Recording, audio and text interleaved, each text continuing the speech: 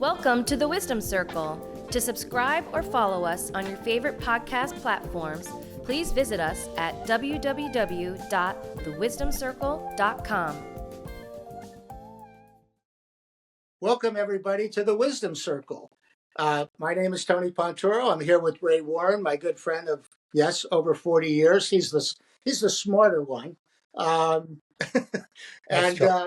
believe it or not, we're filming now, or recording episodes 29 and 30. We started to do things in two parts because we realized that once we get going, we don't want to lose the great input from our guests. So we start doing two-parters, and I think everyone seems to appreciate that. Ray, how are you in this? Everyone's cold in everywhere in the United States. Well, probably not on the West Coast, but are you surviving this sort of odd winter? Yeah, I'm kind of, so I also, want to say that the idea of cutting them in half, because sometimes when I open up a podcast and see 55 minutes, I close that podcast. So we wanted to make them more snackable on a walk, on your way to work. And that seems to help people consume more. But back to the weather for a minute, because this will be old soon. When we lived in Miami, we would literally see iguanas in the street who had fallen off a tree because they're cold-blooded. So once it gets really cold, they freeze. And then they warm up and they come back. They don't die. So being 100 miles north of Miami, I'm kind of missing the iguana. The iguana show. Bring one in the house. Yeah, it's cold, but talking to people north of even to you or north of you is they just can't complain that the wind chill is 38. They're living in zero.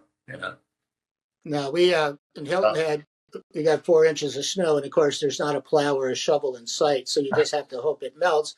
But it's still cold, so our black lab is sort of learning how to, where do I actually do my business because there's no grass here. So it's been fun and frustrating for him. But so let's get into it a little bit. It's sort of been an interesting last couple days. We had a presidential election.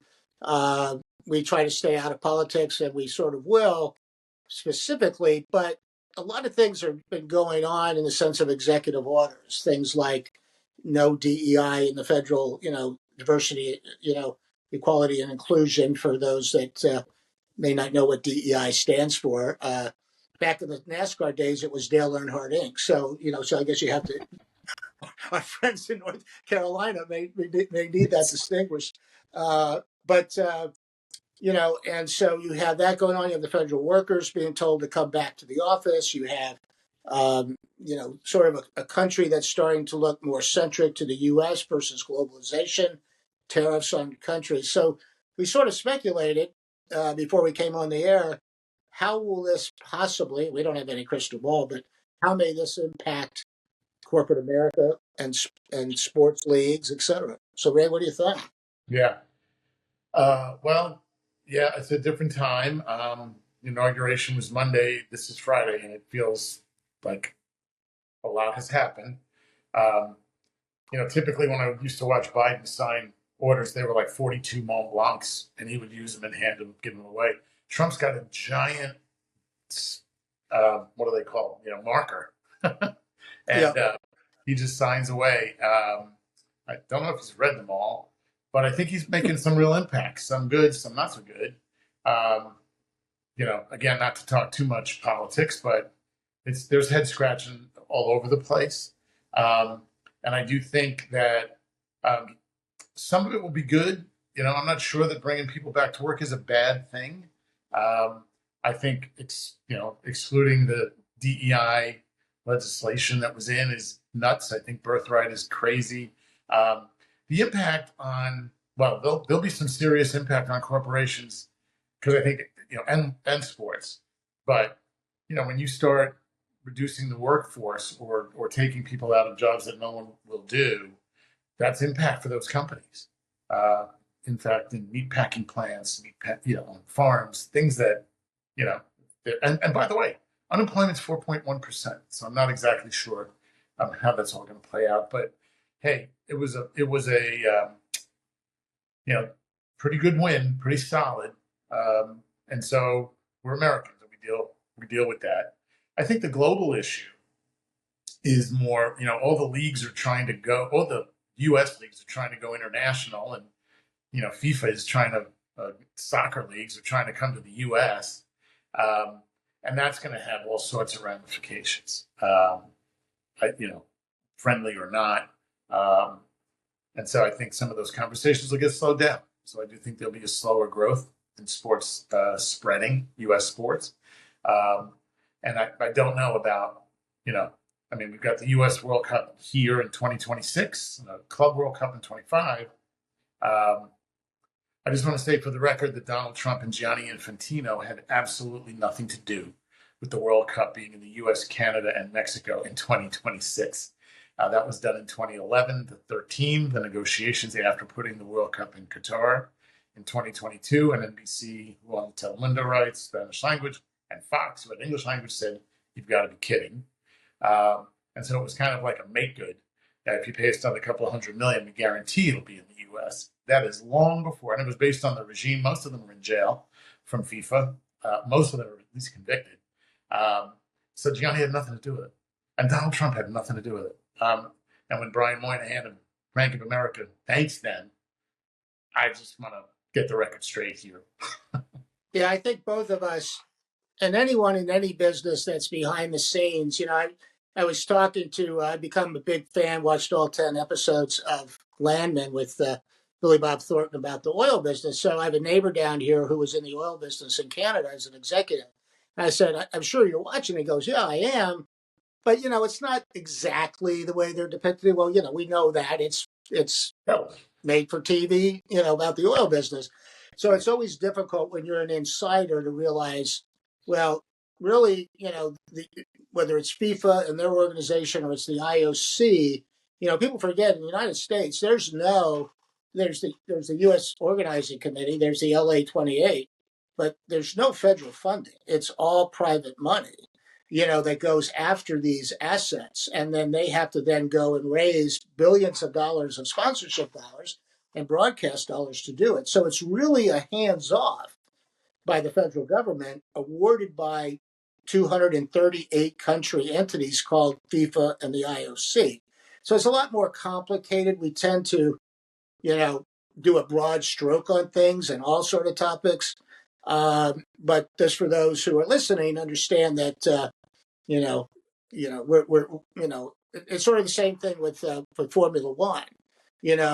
When you go to Qatar, you go to Shanghai for a race, you go to other countries. Those countries put up the money to bring this event to their country. In the U.S., there's Austin Formula One Sports Committee is bringing it, or the Indianapolis, etc.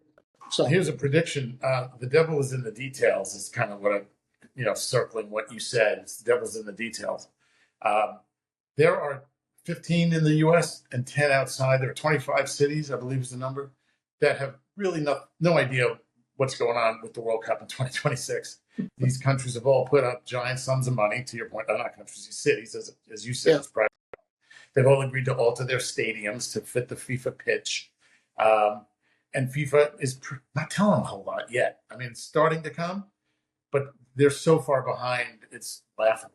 And we'll see what happens. This World Cup will be happy to not be in the studio in Telemundo running World Cup sports. Well, not running it. A lot of better people than me ran it, but overseeing it and taking the bullet if things go wrong. I'm going to be very interested.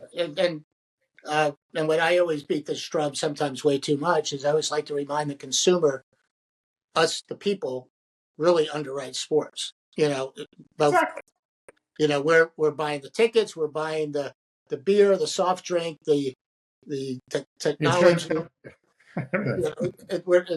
We sort of forget that, and taking it to the NFL, when you're watching Amazon Prime, Amazon Thursday Football, well, you've underwrote that because you're a Prime Video subscriber, on and on and on. So without us, the people, it doesn't get, we the people, it doesn't get spent. And then the only that's the issue of the day, right? It's about we the people. I know we're running low on time, but it's we the people. Yeah, we can keep our face out there. Yeah, that what we sort of talked about is, as leagues look to expand and are expanding, we had an NBA game yesterday as we're recording this in Paris. You have the NFL announcing more and more games in Europe. We've got, hockey teams, NHL teams, and an NBA team in Canada, which we're sort of getting in sort of a frictional time with. So as we watch all of this, the world does have to sort of get together, and especially if you're asking something from them. So another thing to watch. Well, yeah, it's gonna be an entertaining and well, I don't know about entertaining.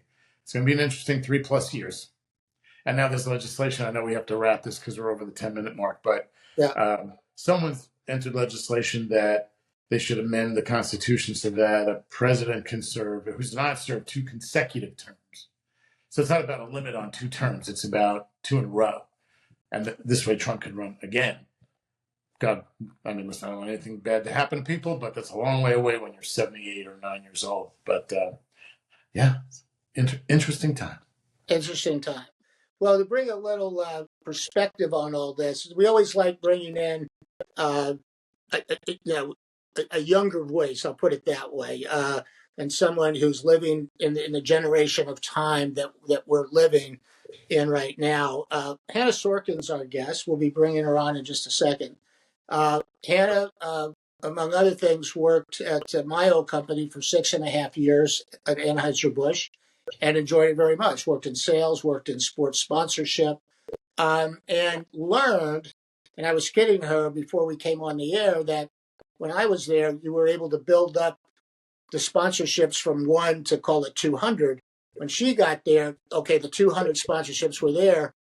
What are all these things? And where's the contract? What was the deal? Who did the deal? So I'll let her elaborate. Well, she amazingly, which we really want to get into, took a leap, left the cushion of a nice warm corporate job and started her own company called PlayMaker. And she's the CEO and co-founder, which used and is using these tools of, so I'm going to call it one-stop shopping of sponsorships to bring it all together and to be able to leverage better as a sponsor with a negotiator or with a rights holder in negotiation and vice versa. But she'll explain it better. So without further ado, Ray, let's bring on Hannah Sorkin. Hannah Sorkin, how are you? Hi, I'm doing well. Excited to be here. How are you two doing today?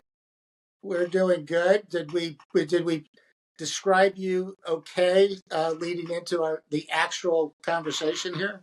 Yes, I want you to start doing my intros at all my meetings, so thank you, Tony. But yeah, you hit the nail on the head where after I graduated college, I joined Anheuser-Busch right away in their global management trainee program where I had the opportunity to travel around and work in different areas of the US, everywhere from working in the LA brewery to being in North Dakota with wholesalers, Eugene, Oregon, St. Louis, etc. Out of that, I joined the sports partnerships team, where I spent a few years working across the major 4 leagues and with talent, and also a lot with soccer, where I had the opportunity to understand how can we bring the messaging of our brands to life through the passion point of sports. Uh, then I can stop there. I could go through my career a bit more. If you want to hit on something else, we could start there. But Yeah. I think it's a bold move. I think it's one of those. There'll be a lot of people kind of saying, "Why didn't I think of that?" In that you're bringing this amazing, because I don't know if there's a better place than a InBev / Anheuser-Busch. I hope that's not too hard on you, Tony, saying InBev, but It's they're a only big tough that global. you said it first, but let's go ahead. No, I just think it's a great. I mean, you bring so much to the table. I think it's a matter of just getting the word out, which I know was one of your pillars of doing so. Be really interested to watch, help if I can, and we can individually or together. Just it's a great idea, and I think tell us more. Yeah, of course. So when I was on the sports partnerships team, I was helping manage like hundreds of millions of dollars worth of contractual assets and partnerships across the major 4 leagues in soccer and talent. And I felt that I had a dozen Excels, not knowing which one is the most updated version with all of our contractual assets. And when I refer to assets, I'm talking about the stadium signage, player appearances, social posts, etc. So kind of blanket asset, anything that a rights holder, like a team, will sell to a brand. But I had like dozens of Excels with all these assets, not knowing which one was the most up-to-date version. I had emails going back and forth on approvals and not ever knowing, okay, like where are we actually at with this, and trying to sort through all of those, just spending hours. And I had invoices stacking up where with sports partnerships, it's one thing to have that sponsorship deal. However, in order for purchase intent to go up by 36% by being a partner, you need to make sure you actually have the word out there that you are a partner. It's not enough to just say you are. Like, you need to invest more dollars in order to make sure that consumers know that you're supporting like their favorite team. But I had invoices stacking up from different like creative agencies and signage agencies for like overtime fees and other items. And because with everything so dispersed, it was hard to stay like aligned to timelines because of the lack of visibility we had with current tooling. So I kept thinking about all these different experiences I had while on the partnerships team. And I kept thinking, okay, if I had better technology, would I be able to be more productive, cut costs, produce more revenue? And like, if I did have technology, like what would that look like in order to help me do my job better and help the company take advantage of these partnerships that we're already paying a lot of money for? And I started putting in place this idea of PlayMaker, of, okay, using like AI and different tech in order to make me more effective, and building something I wish I had when I was on the partnerships team. So actually, that's how I met Tony, because I decided, I know from AB we're a big sports spender, but were my pain points the same across the board? So I spoke to over 200 people in branding, who worked in partnerships at teams, leagues, agencies, to understand their processes, to figure out, okay, what are the key pain points in the industry? What makes people want to pull their hair out? And what are they using now? And does it work or not work? So through these hundreds of conversations, we were able, me and my co-founder, Sammy, who I'll talk about because he's amazing, we're able to start piecing together what a good tool could look like to help people more effectively do their jobs. And it really landed on 3 points. It's increasing visibility, increasing collaboration, and improving automation. So I'll stop, pause there. But it's a lot. Yeah, It's amazing. No, it's great. How'd you find Tony? Tony. So Tony's a legend.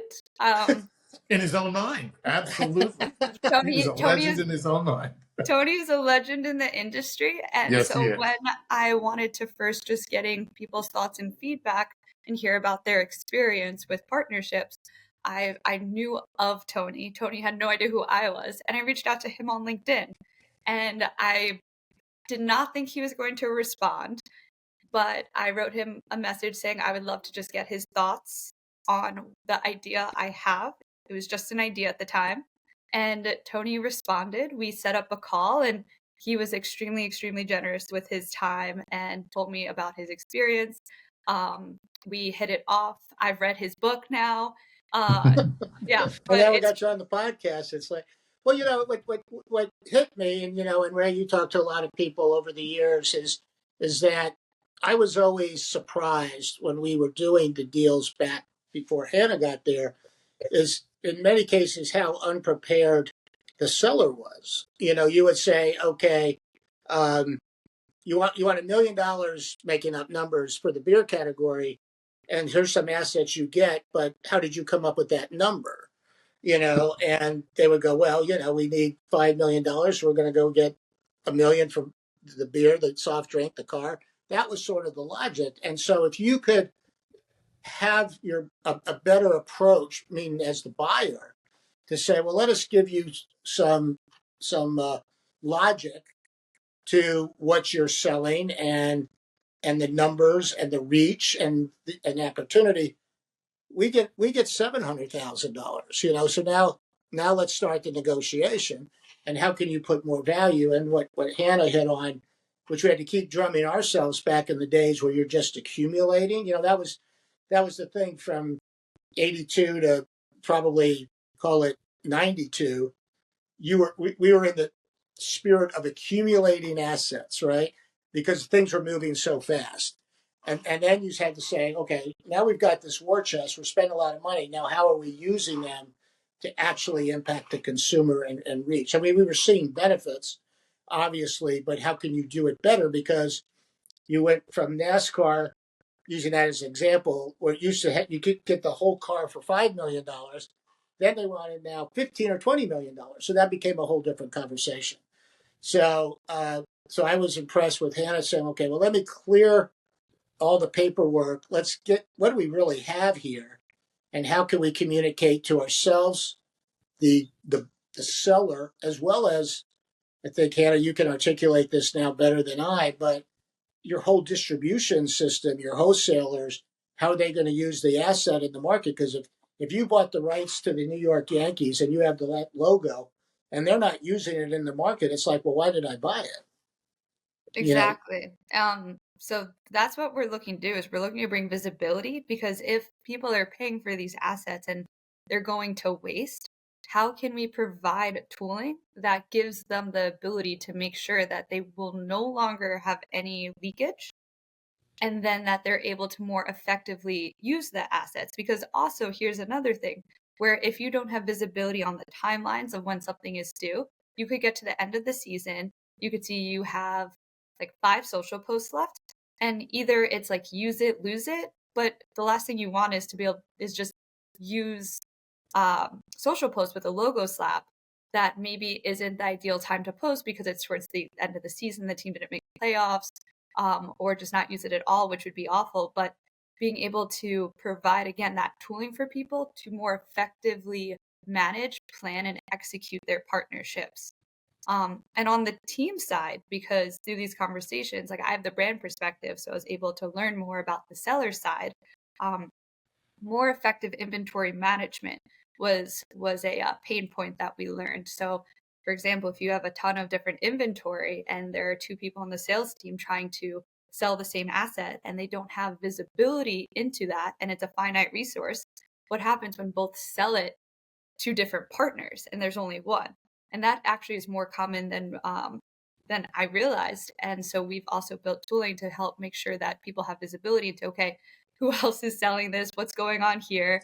You're really in the software business or the software/AI business, not in the Yeah, valuation or sales business. You're trying to, right? Is that right? that's Valuation correct. is It's not part of it, just software. And not just. I mean, that's huge because what I would tell you both, having been on the sales side uh, a long, long time, you're only as good as your weakest link. And so we would constantly look for the dumb buyers. I used to call it dumb money. There's nothing better than dumb money. Somebody who just wants the fender and will give you $5 million for the fender of the car. Tony's paying $5 million for the whole car. Well, guess what, Tony? Now it's $20 million for the whole car because I got 4 fenders. So I think there's an interesting connection to valuation and then excess inventory, which you also brought up. There'd be an interesting, if I was in the valuation business and the sales business again, I'd look at all the unused inventory you will find and figure out how to put a pool of that together and then see how you can monetize unused inventory. Do you give it away? If you're the Yankees or you're Budweiser and you bought a bunch of stuff from Anheuser-Busch from the Yankees and you're not using it, do you give it to a charity? Do you give it to a social? And there's just a whole cool thing that could come out of this. This is a pretty fascinating thing you're working on. Thank you, thank you. Our goal is to make it so people get out of Excel, get out of Google Sheets, limit the number of emails, create more cross company, like both internally and external collaboration. And then we're using AI to do some cool things to help bring more automation to someone. So the goal is to provide a partnership team or sales team or the managers or directors the time back to focus on what the basis of partnerships is all about. My vision is like partnerships are based on relationships. And I feel like in the past decade, it's been so focused on all these administrative tasks and kind of checking the box instead of really thinking collaboratively together to determine like what are the bespoke, unique items that we can bring to life together to bring the fans a unique experience. I do think there are organizations that do this amazingly, but I do think that a lot of people spend so much time just trying to keep track of everything. So we're trying to give them that time back, that productivity back, for them to actually focus on more of the fun part of partnerships. Part 2 of this podcast will be available next week. For more information, please visit us at www.thewisdomcircle.com. Thank you.